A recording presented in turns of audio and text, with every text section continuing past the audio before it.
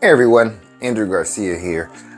Really what we want to talk about today here on Drew TV, and dude, thank you for tuning in to Drew TV. Make sure that you hit that like, subscribe, and share button. Help out with our algorithm, obviously. Helps us out tremendously. If you drop a comment, helps us out tremendously. The first thing though that I really want to address though, we're going to make sure that we really address this one. First off, Justin Fields is not a bust. Definitely not a bust. I mean, you just have to really truly understand what is going on within the organization. If you're not truly involved or truly invested into the organization, you're not going to understand what's really happening. Second of all, what I want to say is that the defense and the running game is phenomenal. They are phenomenal. So don't ever question the validity of our defense or our run game. I mean, both of those are strong. The only factor that we have an issue with at this point is going to be that offensive passing scheme. That is our deficit. That's what everybody's focusing on, but they're not actually looking at the reality and the positivities of what's really happening. I mean, you have Khalil Herbert, a backup running back, performing like the starter that he should be for any other team. Unfortunately, he's just under David Montgomery. David Montgomery is an elite running back. And I don't care what anybody says, David Montgomery is an elite running back. He's fortifying himself towards the rest of them. So you have two of those guys. One goes out, boom, the next comes in. It seems like an easy transition. The offensive line is being tremendous when it comes down to the run game. It's the passing game that is becoming an issue. So we're focused on the passing game. We have Justin Fields, who's also trying a new system, whole new coaching staff, whole new everything this year. So he's basically like a rookie because he was a rookie last year and he only played in like 6 games last year, something like that. So you're trying to evaluate this man off of the opinion that he should have had a whole full year of last year and he should just be like right in there coming out the gate this year. I mean, what rookie quarterback do you know? There may be a few out there, but which ones do you know that truly actually conquered in their first year or their second year? Typically it takes a quarterback 3 to 4 years to fully develop. I mean, if you look at Aaron Rodgers, I mean, what was he under? He was under Brett Favre for 4 years, wasn't he? 4 or 5 years, something like that.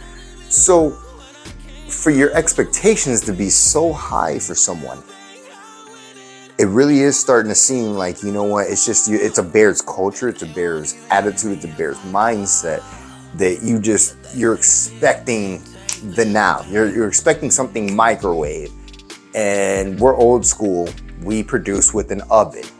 So we're gonna oven bake everything. It's gonna take a little bit of time, but it's gonna come out juicier, finer, thicker, richer than what you would have thought by microwaving it or air waving it or whatever the heck that new thing, air frying it. Come on. Your new technology, yeah, make things faster, but doesn't make it better.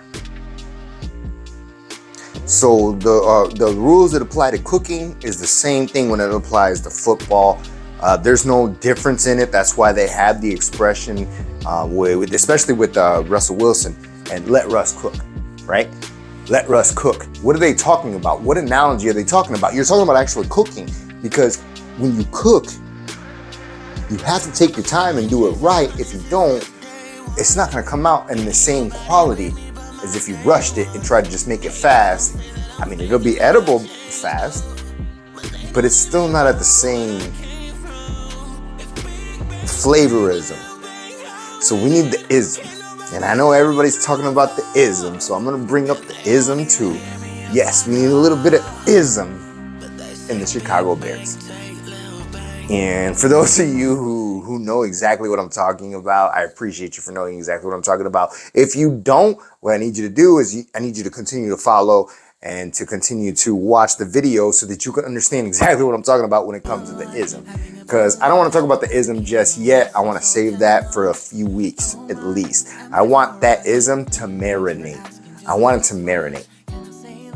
Certain things you want to marinate. You want them to last longer so that you can truly find the quality in what you produced. So with that being said, bold predictions for the Giants game is going to be a 24-14. I'm predicting a 24-14 game. That is going to be the Bears winning this football game at 24-14. I truly believe that they're